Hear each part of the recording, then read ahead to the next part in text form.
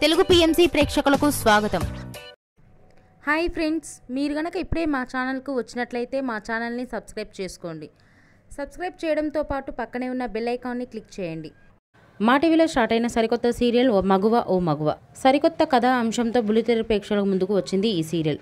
ఈ సీరియల్లో హీరోగా పల్లకిలో పెళ్లికూతురు సీరియల్లో హీరోగా నటించిన శ్రవణ్ కుమార్ నటిస్తుండగా హీరోయిన్గా కృతిక ఉమాశంకర్ నటిస్తుంది. తాజాగా కృతిక తన లేటెస్ట్ ఫొటోస్ని అభిమానులతో పంచుకుంది. ఆ ఫొటోస్ని మనం కూడా చూసేద్దాం.